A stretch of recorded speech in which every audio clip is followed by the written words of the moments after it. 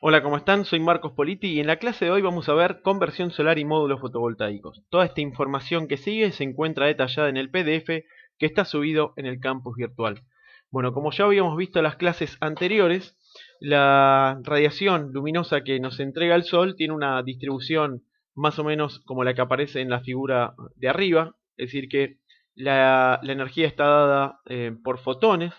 ¿Sí? Cada uno de los distintos fotones, que en definitiva un fotón es una cantidad, una cuantificación de energía determinada, que viene dado por cada una de las distintas longitudes de ondas. Imaginémonos que desde el ultravioleta hasta el infrarrojo existe una separación que para poder hacerla de manera eh, entendible se encuentra separada cada un nanómetro.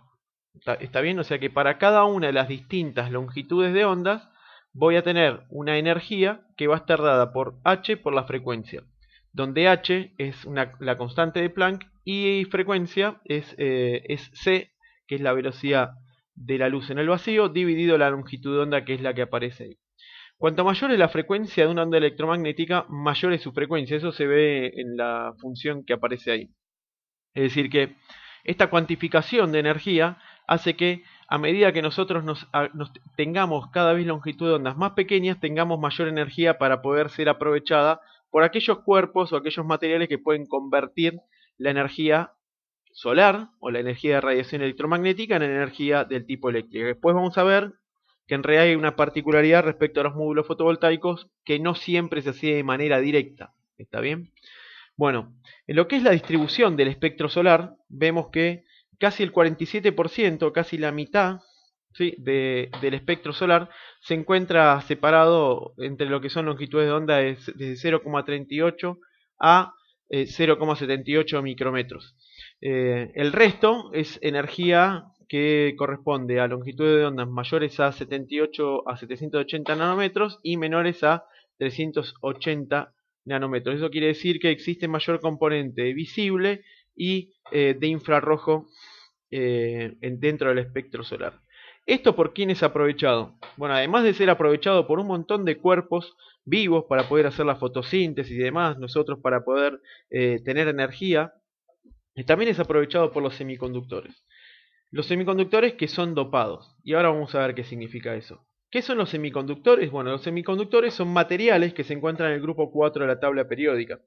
Son elementos de la tabla periódica que tienen 4 electrones en su última órbita. Es decir que su última órbita está formada por 4 electrones que si uno les entrega energía de alguna manera, ya sea por una diferencia de potencial, y podemos romper esas ligaduras que tienen esos electrones, se produciría una circulación de tipo eléctrica.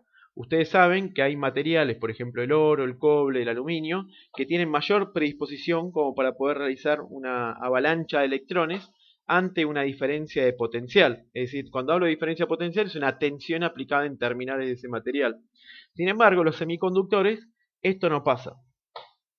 Cuando, cuando yo tengo un semiconductor, estos electrones los puedo arrancar, lo mismo con un conductor, está bien, pero quizás en un conductor este efecto es menos visible, el que voy a detallar ahora.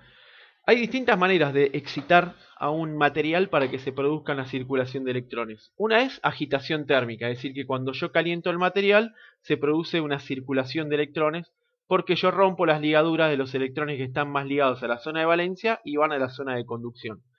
Otra manera es aplicando una diferencia de potencial, que es lo que nosotros vemos, por ejemplo, cuando conectamos una estufa en momentos que hace frío. Entonces, yo aplico una diferencia de potencial y se genera una corriente porque cierro el circuito. Otra manera, que por ahí es la menos conocida, es por medio de una irradiación de energía solar de una longitud de onda determinada. Es el caso, por ejemplo, que más se aprovecha dentro de los semiconductores.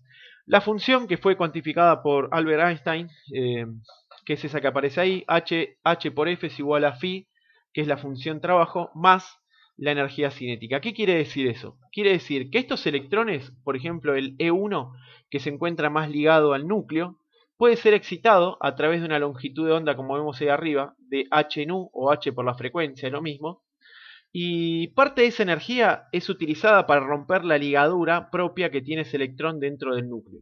El resto es para energía de tipo cinética. Esto en realidad, esta particularidad, no ocurre, o mejor dicho, es más utilizable en el caso de semiconductores que están contaminados. ¿Qué significa estar contaminados? Estar contaminados significa que el silicio, que es un elemento del grupo 4, es dopado con elementos de boro y elementos de fósforo. Los elementos de boro son elementos aceptores, es decir, que tienen tres electrones en su última órbita, y los elementos del fósforo es un donor, porque tiene 5 electrones en su última órbita. ¿Qué pasa cuando los mezclo? Ahora después lo vamos a ver en un video didáctico. Cuando los mezclo empieza a generarse una recombinación, es decir, que los elementos que tienen 5 electrones empiezan a donar electrones para aquellos que tienen 3 electrones, con lo cual se produce una circulación y una recombinación natural que genera en la zona media, como vemos en la figura de la derecha arriba, una zona de carga espacial, es decir, una zona donde no existirían electrones como para poder circular. Eso genera una diferencia de potencial que posteriormente es aprovechada por el efecto fotovoltaico, es decir, perdón, es aprovechada por la celda fotovoltaica para generar esa diferencia de potencial.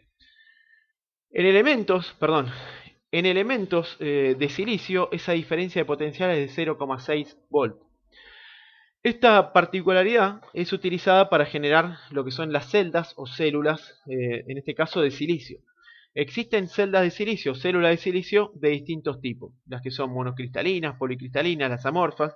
Existen otras celdas que ya no son solamente de silicio, sino que combinan otro tipo de semiconductores para poder aprovechar mayor espectro, que esto está bien detallado en la teoría, así que no vamos a andar ahora en detalle.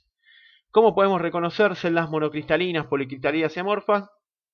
Pudiendo observarla, vemos que una celda monocristalina tiene un color azul un poco más intenso. Por otro lado, la celda policristalina vemos que tiene una forma que es un poco, refleja la luz solar de una manera diferente, con lo cual uno se puede dar cuenta que es un cristal que está desordenado. Y el silicio amorfo es aún más desordenado, quizá no se puede observar ahí en la figura, y es mucho más maleable que lo que son las celdas policristalinas y monocristalinas. Respecto a otro tipo de celdas, por ejemplo el arsenuro de galio, el rendimiento de las celdas anteriores es muchísimo menor. Estas celdas, que se las denomina de triple juntura, las que se encuentran abajo, son utilizadas más para aplicaciones de tipo espacial. Bueno, una combinación de estas celdas puestas en serie, tal como figura en el documento de la teoría, forma lo que se llama un módulo fotovoltaico. ¿Para qué? Para poder aprovechar justamente la bondad de esta combinación de celdas que produzca, si vemos en la parte de abajo, una tensión acumulada de aproximadamente, en ese caso, 21 volts de tensión de circuito abierto y una corriente en particular de casi 3,75 amperes en el caso de que cortocircuitemos la celda o el módulo fotovoltaico. Ahora, ¿qué es lo que quiero mostrar y qué me parece importante? Si ustedes van a la página pveducation.org, ustedes ahí van a poder ver un montón de ejemplos detallados, bueno, está en inglés la página, ejemplos detallados y didácticos de cómo más o menos funciona una celda fotovoltaica. Este es el caso de la primera combinación, es decir, la unión de la juntura P y N. Nos fijamos qué es lo que pasa, ¿sí? Cuando no existe luz, ¿sí? Vemos que existe una recombinación, hay electrones que están circulando, la difusión de electrones hacia la izquierda, la difusión de, agujeros, en realidad la no existencia de un electrón da lugar a un hueco, ¿sí? Hacia la derecha. Vemos qué es lo que pasa cuando con la tensión, es decir, cuando ya existe una luz, ¿sí? una generación de luz por medio del sol o una fuente luminosa externa, existe un campo pequeño, ¿sí? Lo cual hace que existe una recombinación, como estamos viendo acá, de un lado hacia el otro, un poquitito más grande que el anterior. Y cuando cortocircuitamos el circuito, vemos que existe una circulación de corriente que va a depender de la cantidad de iluminación que nosotros estamos generando. Ahora, esto, ¿cómo se observa en lo que es un dispositivo electrónico? Este es un diodo, ¿sí? En definitiva, este diodo es la esquematización gráfica de una celda de silicio, porque en definitiva una celda de silicio es una juntura de tipo PN. Una juntura de tipo PN tiene una respuesta como esta respecto a su curva de corriente de tensión, es decir, que a partir de un determinado valor de tensión, en este caso para hacer de silicio de 0,6, se produce una circulación de corriente que no es una circulación de corriente lineal respecto de la tensión, sino que responde a esta fórmula, es decir, es una forma exponencial. Si yo irradio esta juntura con luz de sol o con luz forzada, como puede ser una luminaria o lo que sea, bueno, se genera una circulación de corriente. Esto podría ser observado en un diodo común y corriente. El tema es que la juntura en un diodo común y corriente no se encuentra expuesta a la luz, como si es el caso de una celda de tipo fotovoltaica. Eh, si seguimos simulando, vemos que a medida que aumenta la iluminación, aumenta la corriente y la tensión permanece aproximadamente constante. Eso es porque la tensión es una propiedad intrínseca del material.